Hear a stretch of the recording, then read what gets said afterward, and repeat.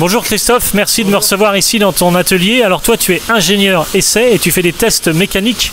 Exactement. Alors c'est pas un atelier, c'est un laboratoire. C'est un laboratoire. Ici moi je suis ingénieur essai depuis maintenant 10 ans et je travaille principalement sur les essais mécaniques et notamment sur tous les composants du vélo. Alors ici il y a 3 tests différents sur des cadres en aluminium. Tout à fait. Donc on fait des essais sur des cadres aluminium, sur des cadres carbone, sur des cadres acier. Et les essais que tu vois ici sont des essais normatifs. Okay. Donc le premier essai, on vient réaliser des essais sur un cadre route, okay. Voilà, qui lui est en aluminium. Pour information, le principe du test ici est qu'on va venir charger la selle. Donc on va appliquer, la norme fixe les exigences, on va appliquer 120 kg sur la selle. Okay. Et on va répéter ce cyclage 50 000 fois. Okay. Voilà, donc la norme fixe les exigences. Chez nous, chez Between, on va directement fixer les seuils normatifs beaucoup plus haut. Donc c'est-à-dire que plutôt que de répéter 50 000 cycles, je vais venir appliquer 75 000 cycles. Okay. Voilà, et c'est notre exigence pour pouvoir passer au step de développement suivant. Ok, alors là on teste le cadre, là on teste la compression. Oui, alors on vient sur la première partie, on teste directement l'assise. Ensuite, on vient tester le comportement du cadre lorsqu'on va venir être sur le vélo, s'asseoir et également freiner. Donc le cadre va avoir tendance à travailler en traction et en compression. Donc on applique encore une fois 75 000 cycles et on a 60 kg de part et d'autre. Donc voilà, c'est vraiment, on le ressent pas forcément quand on est sur le vélo, mais quand on va venir freiner, le cadre va vraiment se comprimer. Ou alors quand on va venir s'asseoir, le cadre va avoir tendance à s'étirer. Tout à fait. Et le test qui est derrière nous, troisième test, là c'est quand on pédale. C'est quand on pédale, donc c'est vraiment le test de fatigue pédalage. Donc on vient directement mettre des fausses manivelles et ici sur ce cadre là, on vient appliquer également 120 kg et la norme nous fixe 100 000 cycles. Et encore une fois, notre exigence est à 1,5 fois la norme, donc on applique 150 000 cycles. Ok, alors ces tests, tu les fais après les prototypes, tu les fais ensuite à plusieurs reprises? On intervient réellement dans toute la vie du produit. C'est-à-dire qu'on va vraiment venir tester des monstres, donc c'est vraiment des premiers prototypes. On va être capable de venir les tester ici. Ensuite, une fois que le prototype est plutôt calé, on va aller directement en usine pour essayer de faire des premiers cadres. On va régler les différents paramètres machine. Les cadres vont venir chez nous pour être validés également. Suite à ça, on va lancer ce qu'on appelle la production de masse et on va encore intervenir à ce moment-là pour vérifier qu'on n'ait pas de dérive dans la production.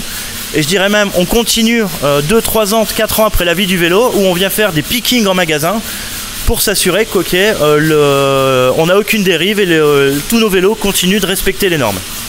Ok, alors tu m'as parlé d'une technologie qui permettait de repérer les micro-fissures en cas où elles apparaissent? Exactement, alors c'est ce qu'on appelle du ressuage. Le principe est assez simple. Suite à des essais de fatigue, certaines micro-fissures vont commencer à se créer avec le temps forcément et on ne va pas pouvoir les détecter à l'œil nu. Donc ce qu'on est capable de faire, on va faire un ressuage, c'est-à-dire qu'on va mettre un produit qui va venir pénétrer les fissures. C'est un produit rose par exemple. Et ensuite on va mettre un révélateur. Et là comme par magie, on va voir apparaître toutes les micro-fissures qui ne sont pas forcément visibles à l'œil nu. Et là directement, l'avantage d'avoir toutes les équipes de conception ici autour de nous, on va pouvoir les avertir et ensuite travailler sur une amélioration du cadre. On va peut-être augmenter des épaisseurs de tubes, venir mettre certains renforts, retravailler la géométrie du cadre. Voilà, et continuellement on va cycler et boucler comme ça jusqu'à obtenir vraiment le cadre qui répond à nos exigences. Ok, donc petit test ici d'une fourche, donc tu testes la solidité du pivot de la fourche? Alors on vient tester l'ensemble de la fourche. Bien entendu, la fourche est un élément sécuritaire, mais très sécuritaire sur le vélo. On s'imagine bien tout ce qui pourrait arriver en cas de casse de la fourche. Donc on vient également tester ça, tout comme la selle, tout comme les pédaliers, les guidons, on teste vraiment tous les composants. Ici sur ce test en particulier, on va venir appliquer encore une fois des efforts dans les deux directions de la fourche, c'est-à-dire en traction et en compression, pour venir simuler la personne qui s'assoit et qui va venir pédaler, faire du vélo, et dans l'autre direction, ce que la fourche subit quand on va commencer à venir freiner. Forcément, elle va avoir tendance à se comprimer, à se ramener vers le vélo. Avec toute la masse de l'utilisateur, il y a beaucoup d'efforts qui sont transmis directement sur la fourche, et donc on vient également appliquer 150 000 cycles avec 65 kg de part et d'autre de la fourche.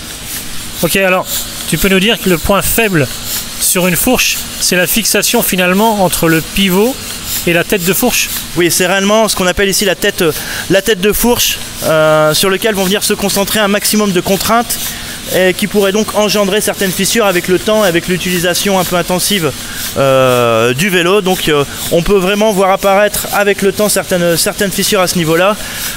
Bien entendu, on a la chance de détecter ça avant de venir mettre le vélo en vente et d'avoir certains accidents pour nos clients. Ok, donc là, en termes de sécurité, on ne peut pas faire mieux. Alors ici, je vois que les fourreaux bougent par rapport ici au tube. Oui, alors on constate un certain jeu ici au niveau des joints entre les plongeurs et les fourreaux. Bien entendu, sur ce test-là, qui est un test sécuritaire vis-à-vis de la norme, on ne va pas être forcément attentif à ça parce qu'on considère qu'il n'y a pas de risque pour l'utilisateur, mais on va être amené à faire d'autres essais pour vérifier la qualité de la fourche. Alors, est-ce que le jeu est important? Est-ce que la poussière risque de venir pénétrer dans la suspension et engendrer une sensation désagréable lors de l'utilisation, ou alors une inefficacité de la suspension? C'est d'autres essais qu'on est amené à faire ici au sein de ce laboratoire. Ok, merci beaucoup Christophe pour toutes ces explications techniques au sujet des essais, ici des fourches et des cadres. Merci beaucoup. Merci à toi.